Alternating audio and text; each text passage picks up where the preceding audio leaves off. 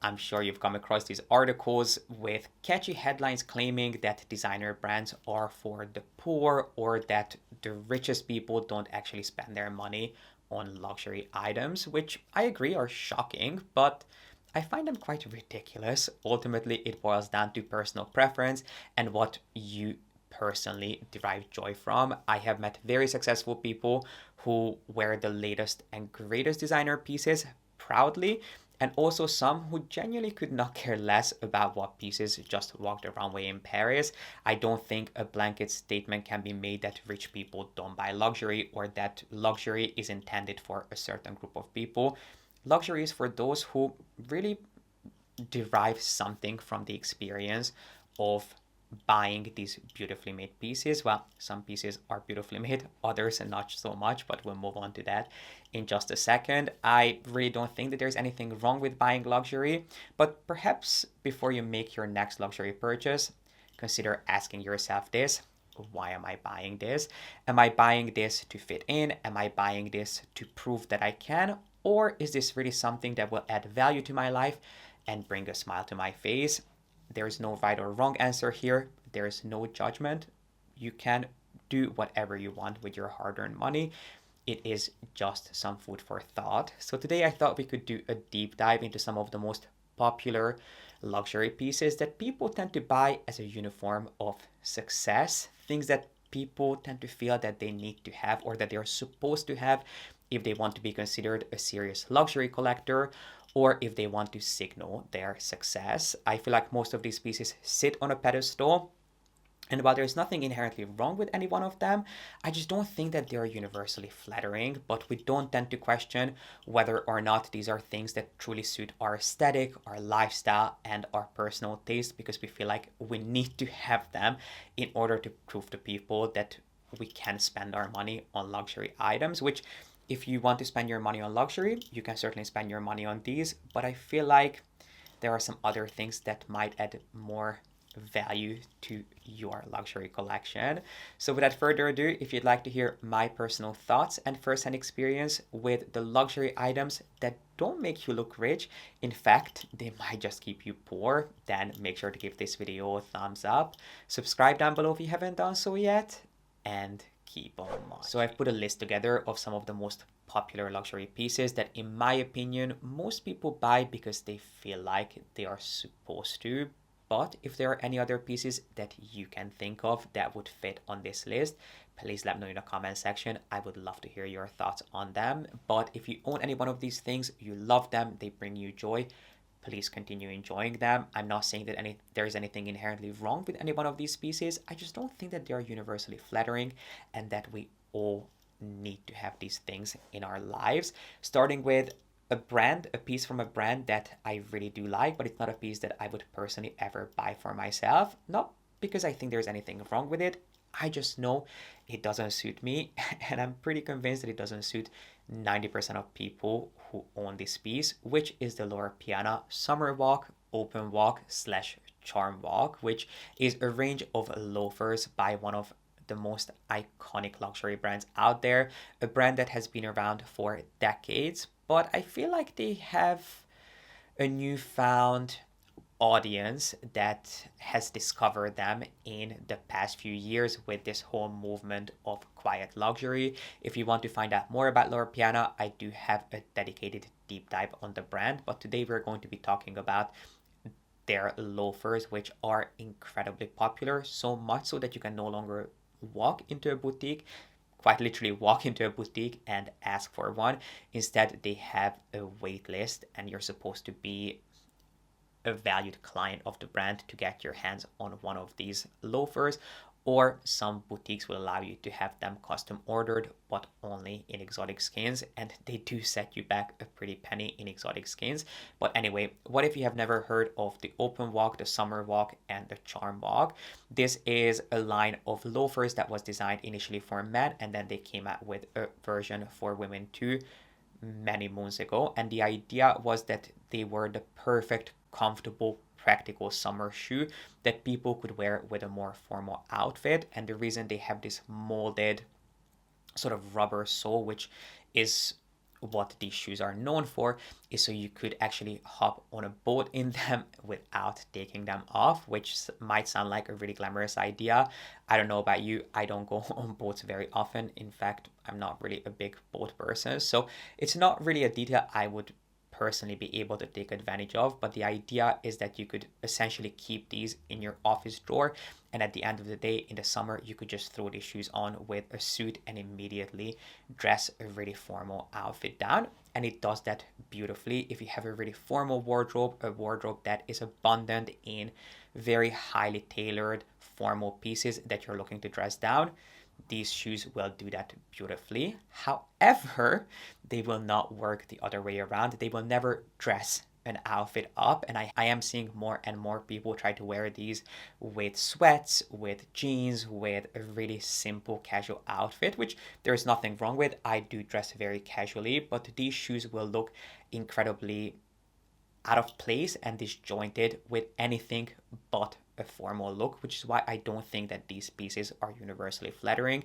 If you love a summer dress, if you love a more formal look, if you are looking to dress down, an outfit with a shirt, the charm walks will be a beautiful addition to your collection. The same goes for the summer and open walk, which the reason there are two different names here is because there is a low top and a high top version of these, and then there are some that come with a charm and some that do not.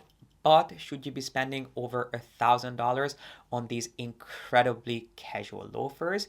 In my opinion, it really comes down to your personal wardrobe. As I said, if you have a really formal wardrobe, if you love tailoring pieces that you're looking to dress down in the summer, these will be an amazing addition to your collection. But if you tend to prefer more casual outfits, these shoes will just make you look really disjointed. I've said this before and I'll say it again. I really don't know too much about watches, but when I was looking for my first serious timepiece, there was really no other watch on my radar other than this. And it's not because I was particularly in love with this design, but purely because I did not know of any other. This is kind of the it watch. It was the it watch years ago, and it still is, especially if you work in a certain industry or if you have a certain career path.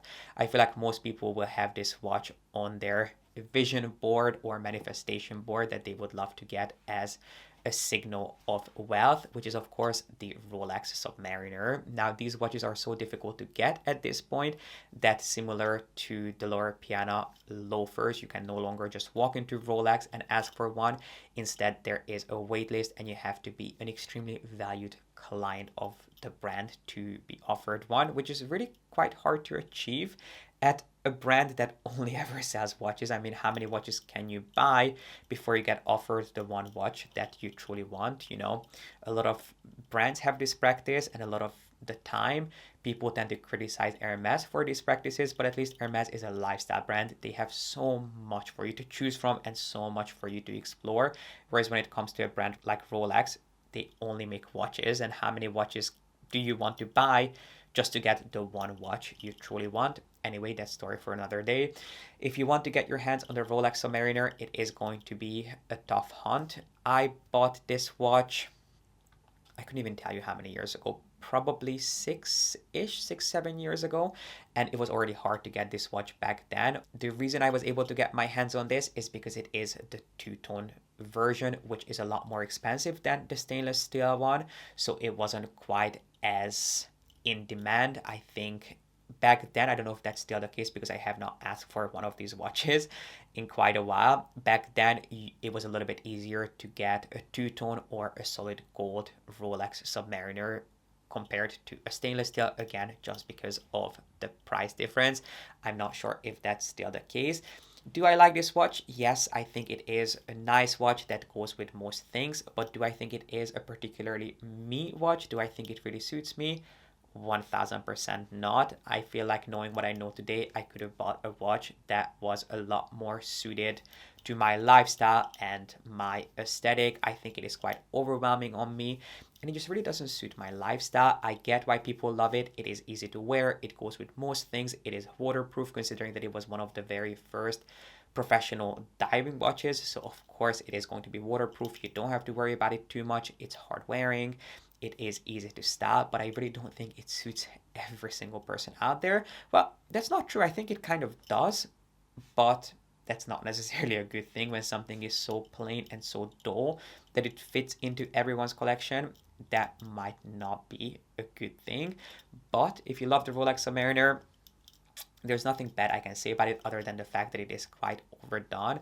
I think the last time I talked about this watch, I mentioned this story that I went out for dinner with a friend of mine in the financial district, and every other person was wearing this watch or a watch that was Rolex Submariner adjacent. Of course, I did not zoom in on people's watches to see the brand, but it is just, it's a very classic piece. And I think that you can do so much better with this kind of money, especially if you are looking to buy a piece that fits you a little bit more closely than something that fits 99% of people who are into watches out there.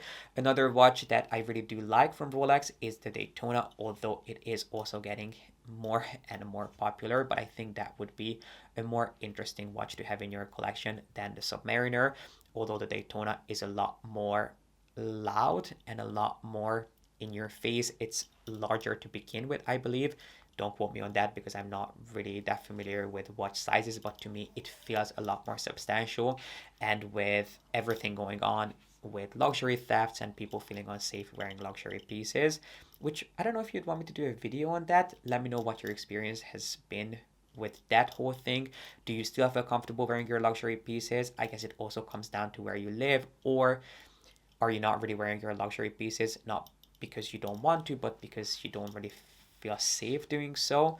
I would love to have a conversation about that in the comment section. But if you're looking for an understated piece, the Daytona is definitely not the one for you.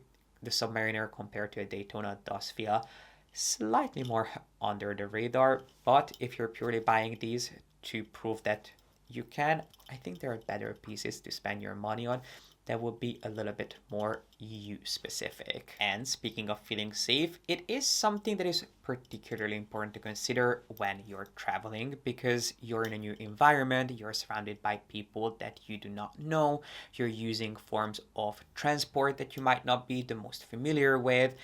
There's a lot going on, a lot to wrap your head around, and you do not want to always look behind your shoulder to see what's going on. So I would definitely be very, very careful, especially these days, with the type of bags you're traveling with. But something that a lot of people will buy as their first luxury purchase, I feel like there are two pieces we could talk about. We're going to be talking about Louis Vuitton, and the first two things that I think of when it comes to this idea of wealth signaling is the Louis Vuitton Keepo duffel bag for men. Not that women don't own this piece, but I feel like a lot of men tend to buy this even as their gym bag. I feel like there are two that I could think of that are particularly popular. The Louis Vuitton Keepo in the monogram canvas, so in the Louis Vuitton monogram, or in the graphite damier canvas.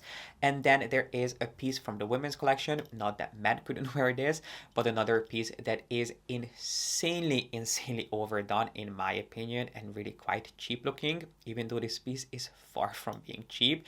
It is the Louis Vuitton hooded wrap coat in what Louis Vuitton calls cash gora. When I first heard this, and I actually heard this from a friend of mine who had just bought this coat, she was telling me that how much she loves this coat and it's made of cash gora, and I was very honest with her. I said to her, if you love it, I'm so glad it's bringing you joy. Please enjoy it. But cashmere is not a real material, so when we looked inside her coat, we actually found out that it was 99% wool and 1% silk, and she bought this coat thinking that she was buying 100% cashmere coat, which for the price, that's what you would expect, because I think she had bought that coat for close to $5,000. At this point, that means it should be more than that. Anyway, Louis Vuitton has this very iconic coat. A lot of brands do a similar shape and a similar design, but it is a large robe, like it's almost something between a robe and a kimono style. It is a really nice, simple design. It's made of, as we know now, of a very soft wool fabric, but what I feel like makes this coat stand out, and the real reason people buy it, is because it features the monogram print on the inside, which you can turn not only inside out, but the color of the coat is quite large, and so is the hood, and it is all lined in the Louis Vuitton monogram. So it is anything but understated because you show off quite a bit of this monogram detail. And it also comes with a belt, which, by the way, that belt detail is something that Kim Jones used on a lot of his tailoring pieces. I have a couple of Louis Vuitton pants with that built-in belt detail, which I love. So that is something I love about that coat.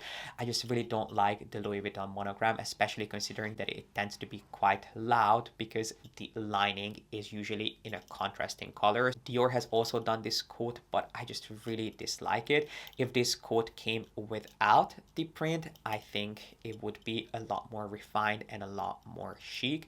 And for this kind of money, I would expect it to be in cashmere. I think Hermes has some beautiful cashmere coats that they offer in similar styles, which would be a lot more timeless, a lot more refined, and a lot more elegant for you to consider if you are looking to buy a beautifully done designer coat, which coats are really things that are worth investing in. They are things that you will wear, use, and they will last if you choose the right one. And this would not be it. And then going back to the duffel bags, I get it. The Louis Vuitton Keepo is iconic. It's iconic for a reason, but if you're going to buy it, I would suggest buying it in plain leather. I have actually looked at this bag in epi leather, which unfortunately is no longer in production.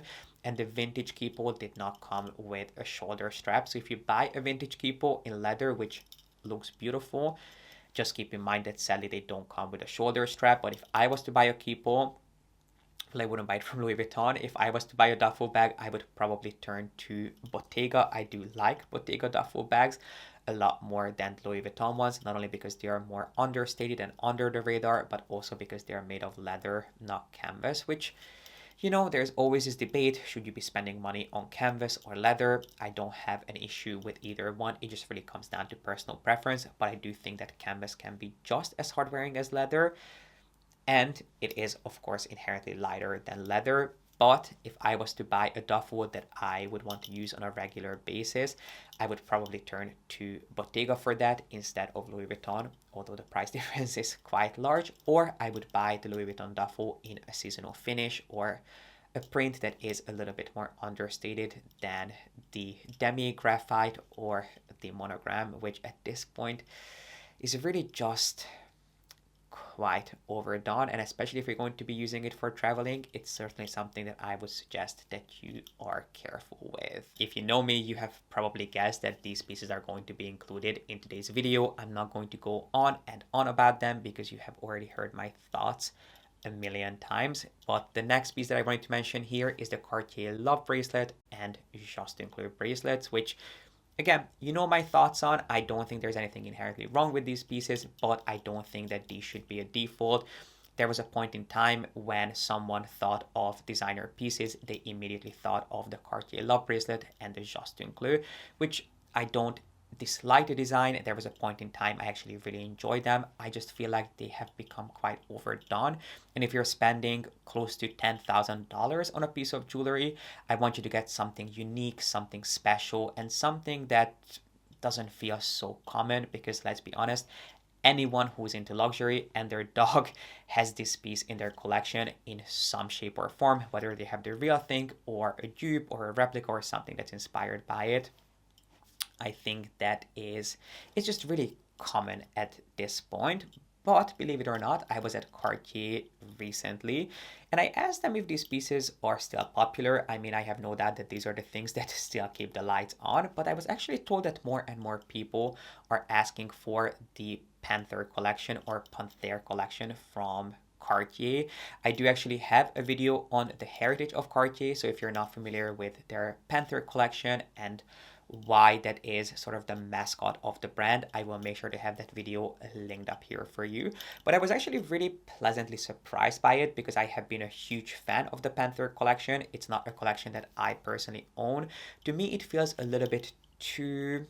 I have tried on the pieces many times. I have considered them several times, but I always came to the conclusion that they felt just a little bit too opulent and ornate for me. But I love the fact that more and more people are discovering it because it is really just a beautifully done collection. There are pieces I like more than others, but if you are looking to invest in a Cartier piece that doesn't feel so overdone as a love or just to include piece, the Cartier Panther collection would be a great one for you to explore. Some of these pieces are so exquisitely crafted, they almost feel like a piece of art. They are, of course, inspired by a panther and the face of a panther, so they definitely require a little bit more care and attention than a simple oval bangle does, which I'm pretty sure is actually machine made.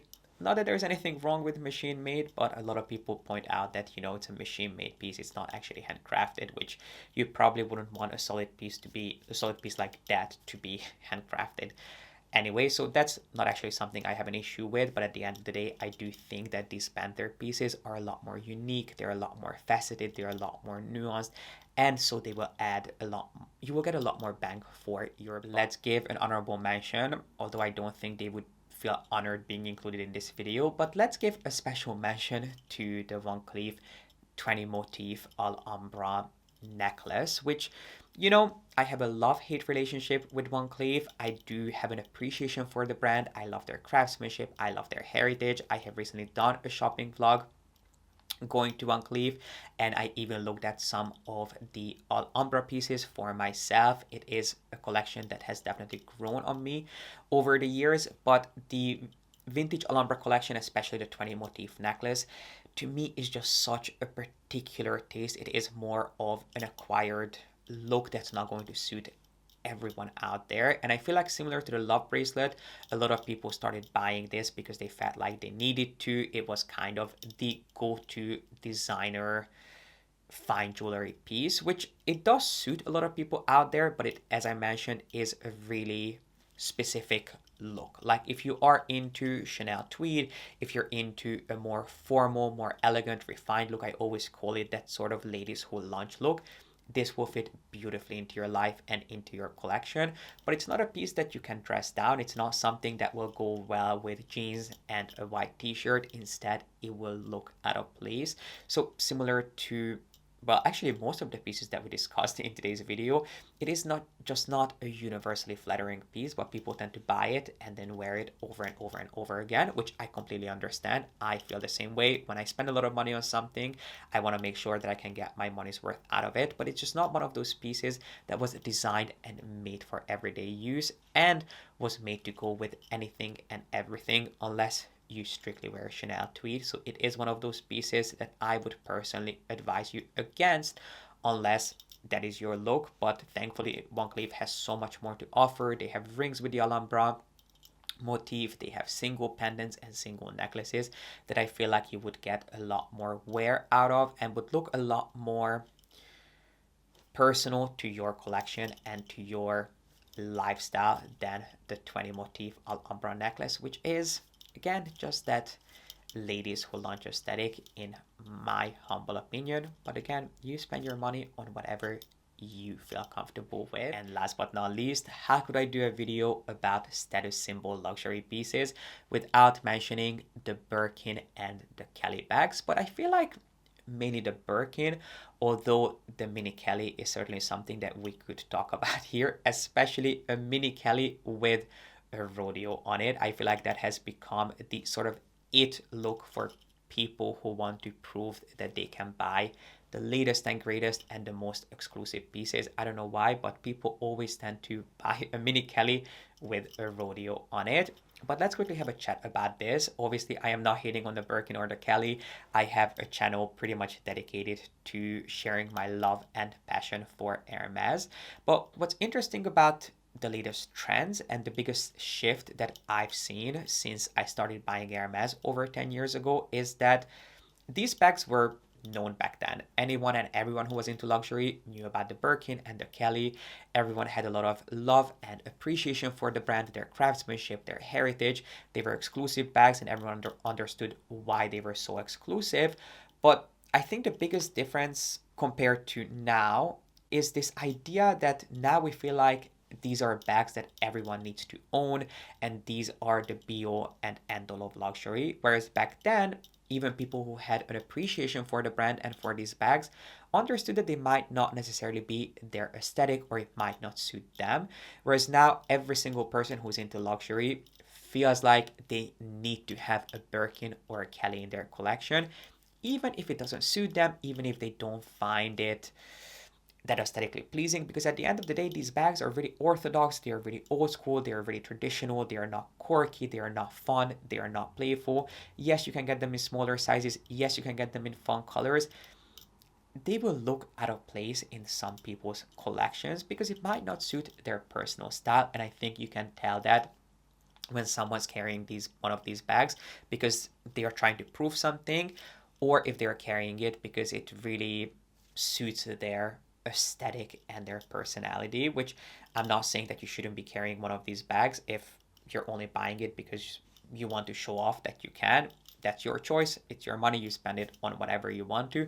But I do think that there is a noticeable difference when it's something that really suits you and that's inherently your style, or when someone's buying one of these bags because they feel like they are supposed to have one of them to be considered a serious luxury collector or to be seen as successful. So I would really ask myself this question: am I buying this bag because I really think it's adding something to my life, or am I buying it because it's what I'm supposed to do? It's what people who are into luxury buy and what they spend their money on. I'm seeing more and more people with these bags, and instead of me getting more into it, I'm getting more and more put off. And I still have a lot of appreciation for the brand. I'm not saying that I will stop buying Hermes, but I just don't think it is what it used to be, and I don't think they are quite as special as they once were. And I just really don't think, it might be an unpopular opinion, but I don't think that a Birkin and a Kelly are universally flattering creations. Are they beautiful designs? Are they exquisitely made? Can you play around with colors and sizes, and can you make them work? 1000%. But I don't think that everyone needs to have one of these bags. If they don't suit you, they don't suit you, and there is nothing wrong with that. You're not going to be less of a fashion enthusiast just because you don't have this blind appreciation for anything and everything that comes in an orange box. But that might just be my opinion. I would love to hear your thoughts on this topic too. And another thing that I was thinking about is the Hermes Avalon pillows and blankets, which are of course pieces that I own.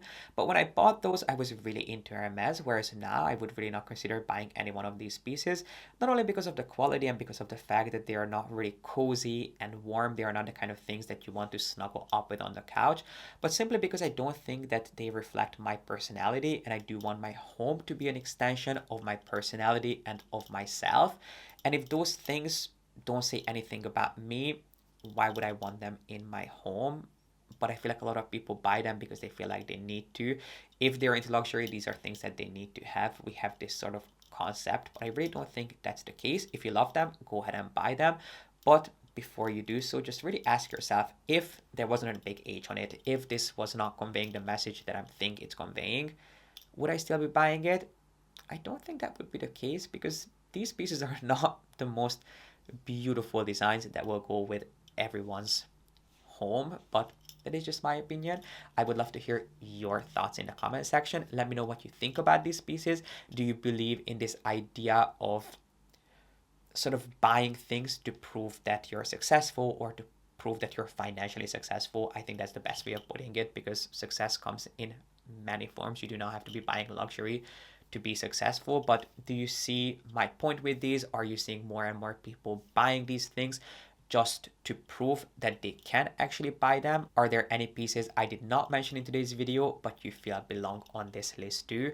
Let me know in the comment section. I would love to have a discussion about this. And again, if you own and love these pieces, if you feel that they fill a gap in your collection, more power to you. I hope they bring you lots of joy. But I really appreciate you being here and watching, and I cannot wait to see you back here with a new video really soon. If you have not subscribed, make sure you do so, and while you're down there, give this video a thumbs up if you'd like to see more videos like this from me. But I will see you back here hopefully next week.